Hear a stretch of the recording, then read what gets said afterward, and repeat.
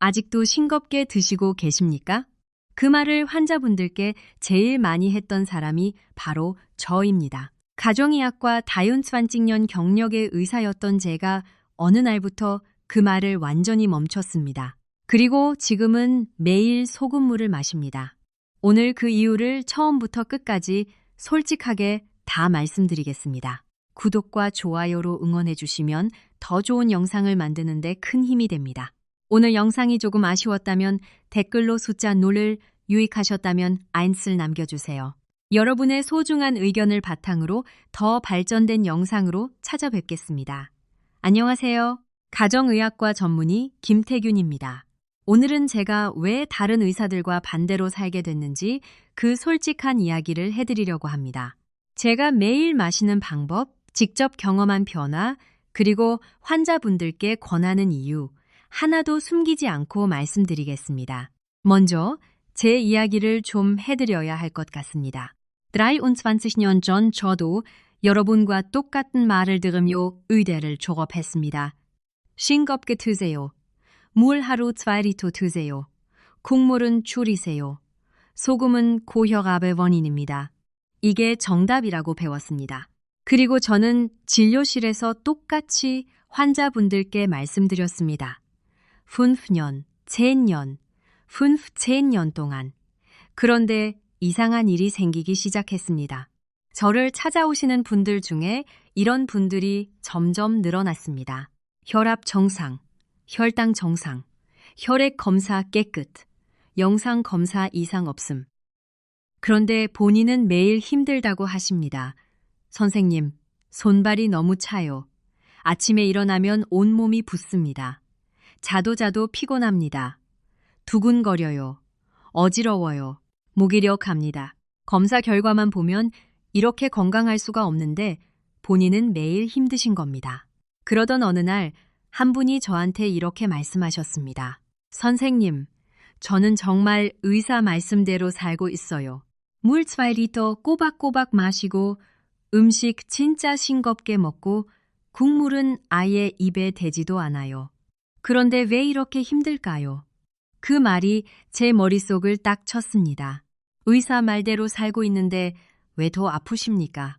이 의문이 제 인생을 바꿨습니다. 저는 다시 책을 펼쳤습니다. 그런데 거기서 중요한 사실을 다시 발견했습니다. 의대에서 분명히 배웠던 내용인데 어느 순간 잊고 있었던 것입니다. 우리 몸을 흐르는 체액의 농도 0,9% 소금물입니다. 응급실에서 위급한 환자에게 가장 먼저 달아주는 링고. 그게 정확히 0,9% 생리식염수입니다. 시간당 정해진 양으로 들어갑니다. 그래야 쓰러진 몸이 안정됩니다. 이것은 의학적으로 명확한 사실입니다. 그렇다면 우리 의사들은 왜 환자분들께 싱겁게 드시라고만 했을까요? 이게 말이 되는 이야기입니까? 저는 소금이 고혈압의 원인이라는 의학계의 공식이 어디서 시작됐는지 거슬러 올라가 봤습니다. 1953년 미국 루이지애나 의과대학의 맨리 교수가 쥐를 대상으로 한 실험이 있습니다.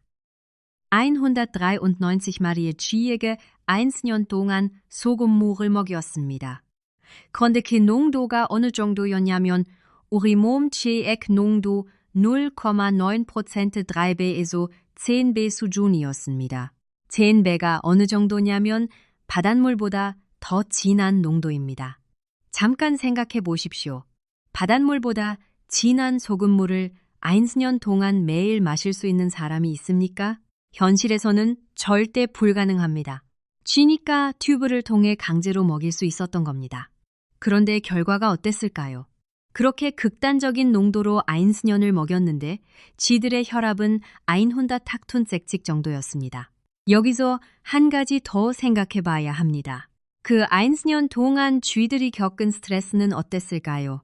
원하지도 않는 바닷물보다 진한 소금물을 매일 강제로 먹히는 것.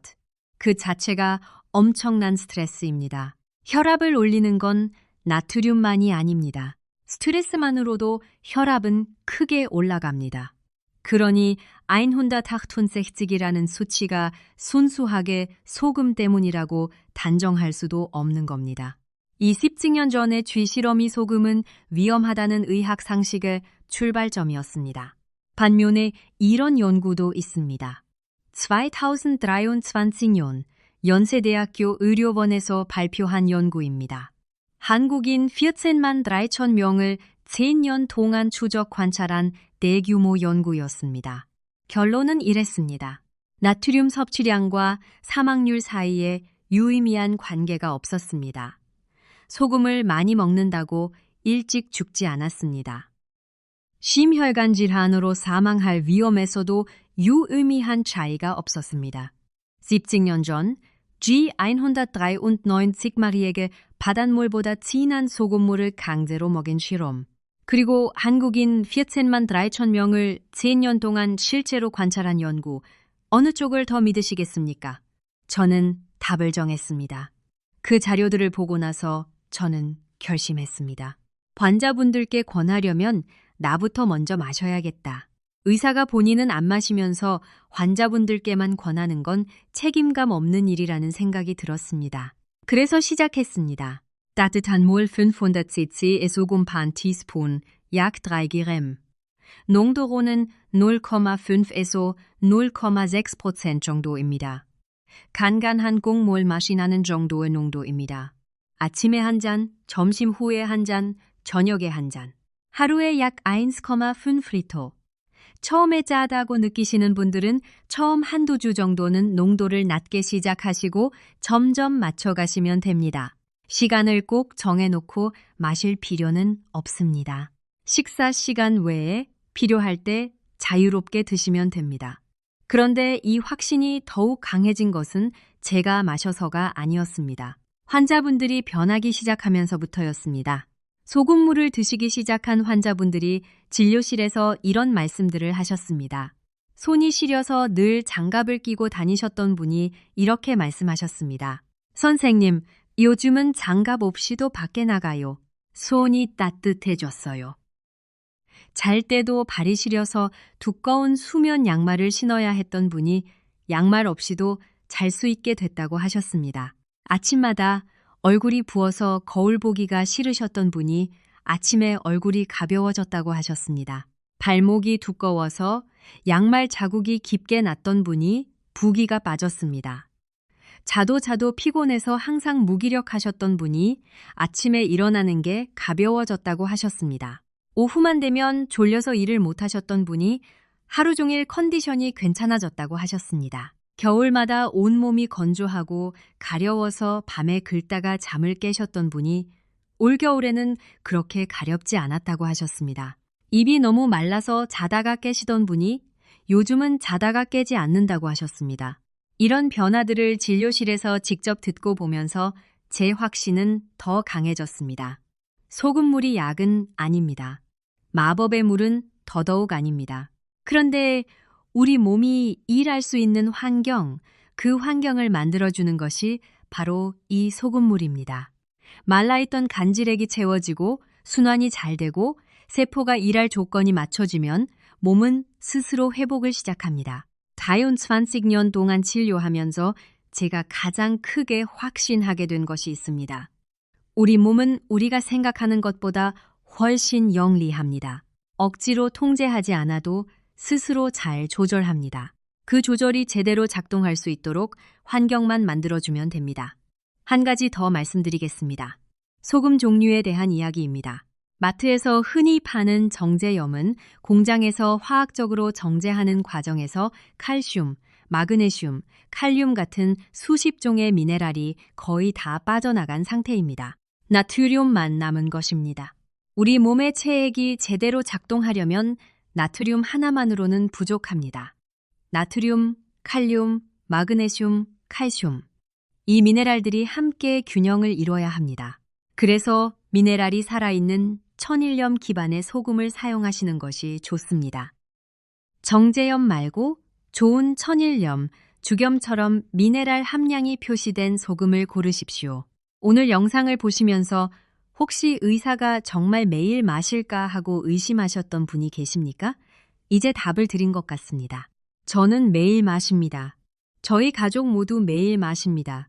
거창하게 시작하실 필요 없습니다. 오늘 저녁 따뜻한 물 한 잔에 소금을 국물 맛이 날 정도로만 넣어서 한 모금 드셔보십시오.